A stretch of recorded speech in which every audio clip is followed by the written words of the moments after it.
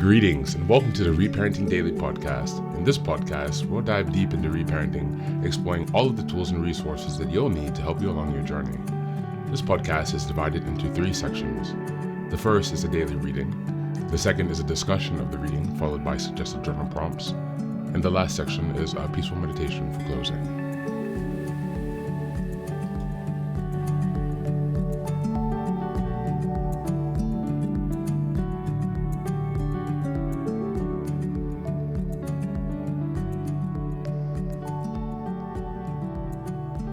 Good morning, good afternoon, and good evening from whenever and wherever you're joining us.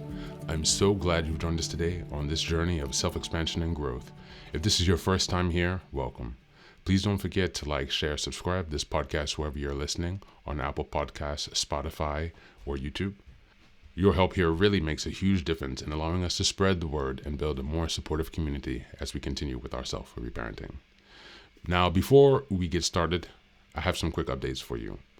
First, I'd like to introduce our Patreon community. Here, for a small monthly fee, you can join us for 3 weekly meetings for additional support with your reparenting journey. On Sundays, we have a meditation group. On Tuesdays, we have a book club discussion.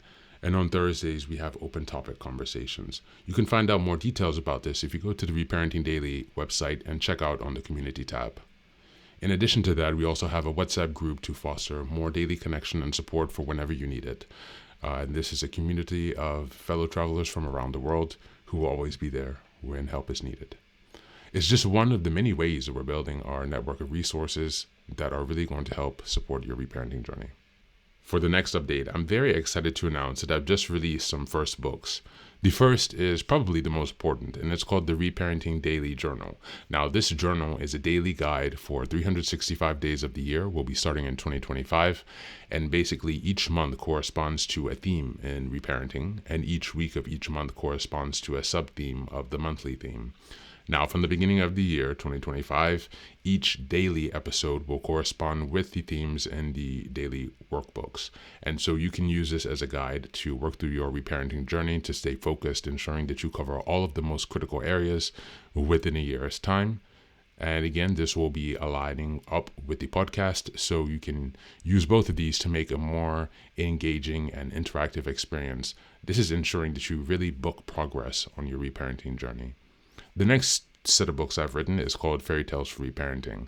This is a collection of 3 books that contain short stories or fairy tales inspired from Jungian analysis, mythology, philosophy, and psychology that really is targeted to helping you connect to your inner child. And so these stories are very short. They're not very long. They're written in a very simple manner so that it's not too taxing on you, so you can more easily connect with the joy and fun of your inner child. More interestingly, however, is that at the end of each story, there's an analysis section that really analyzes the main themes and concepts within each story to provide encouragement and inspiration. Additionally, you will find corresponding journal prompts after each story and each analysis section to help you reflect deeper on how the themes of each fairy tale can be reflected and correspond to your own personal journey as you work towards self-expansion. You can find all of these books now available on Amazon, so go ahead and give us a look and give us some support. And as I've mentioned before, this entire process of reparenting and self-expansion is really about growth, iterative change, and continuous improvement. Much like the process of nurturing the bonsai tree, our reparenting journey requires our consistency and care. So many thanks for being here and for supporting this project, and also to committing on your journey of self-expansion. Now, without further ado, let's dive into today's practice. Today's reading is called Self-Compassion, and it's from Kristen Neff's website. You can find the links in the show note descriptions, where you can read the entire article. As usual, I will only read a portion. Congratulations, this is the first day of February. The theme of this month is self-compassion and self-kindness. We're in week 1, February 1st until the 7th. And the theme is understanding self-compassion. What is self-compassion? Having compassion for oneself is really no different than having compassion for others. Derived from Latin, the term refers to how we're with calm suffering, passion. Think about times when you felt compassion for a close friend who was suffering. First, to experience compassion, you have to actually notice that your friend is struggling or feeling badly about themselves. Second, if what you feel is compassion rather than pity, you realize that suffering, failure, and imperfection is part of the shared human experience. There, but for fortune I go. Finally, you respond to your friend with warmth, understanding, and kindness, feeling the desire to help in some way. These are the three main elements of compassion: mindfulness, common humanity, and kindness. Self-compassion involves doing a U-turn and giving yourself the same compassion you'd naturally show a friend when you are struggling and feeling bad about yourself. It means being supportive when you're facing life's challenges, feeling inadequate, or making a mistake. Instead of just ignoring your pain with a stiff upper lip mentality or getting carried away by your negative thoughts and emotions, you tell yourself, this is really difficult right now. How can I comfort and care for myself in this moment? Instead of mercilessly judging and criticizing yourself for various inequities, shortcomings, self-compassion means you're kind and understanding when confronted with your failings. After all, whoever said you were supposed to be perfect? Thank you, and that's the reading for today.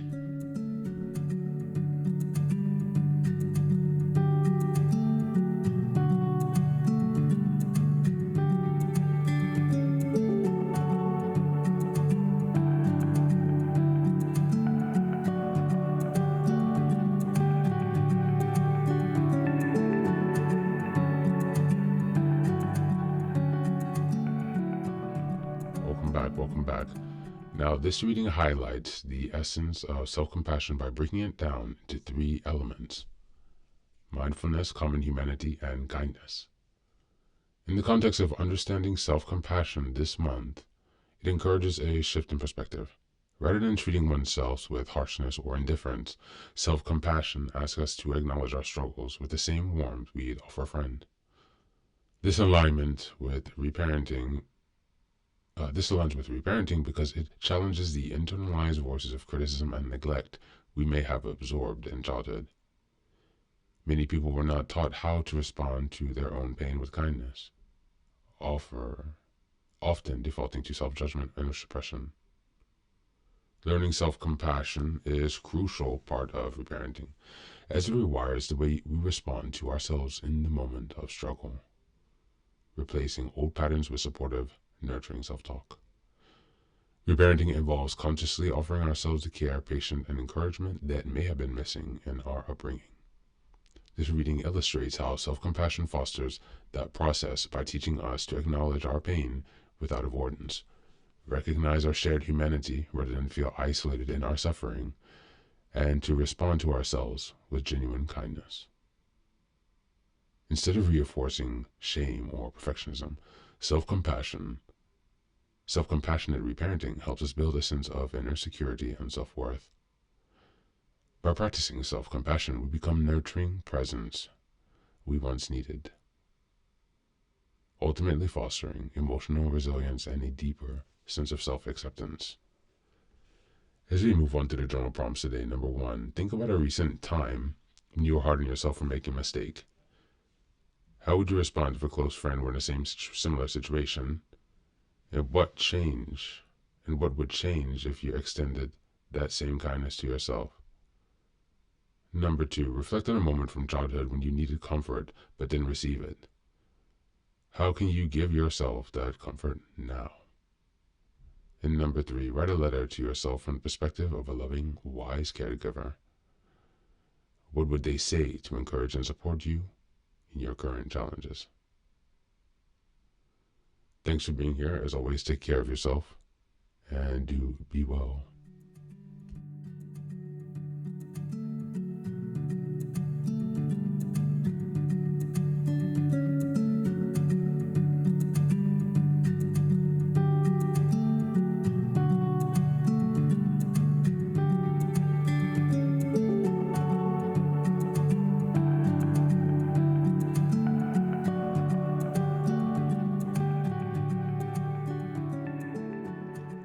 welcome back. Now, this is the third and final section of the daily podcast. This is your silent meditation. Please find a place where you can be comfortable and undisturbed, where you can relax and spend some time with yourself for this 10-minute silent meditation. You can choose to be sitting, standing, lying down, or in whatever position makes you comfortable today. Just take some time to listen to yourself. Next, be sure that you are taking some time to be with your breath to connect with your body. Don't be disturbed or overwhelmed by your thoughts. Simply allow them to pass. Just observe them. Do not engage with your thoughts. Only be mindful of them passing as if they are drifting down a river. Use this time to connect with yourself. Whatever time of day you are listening to this, Namaste.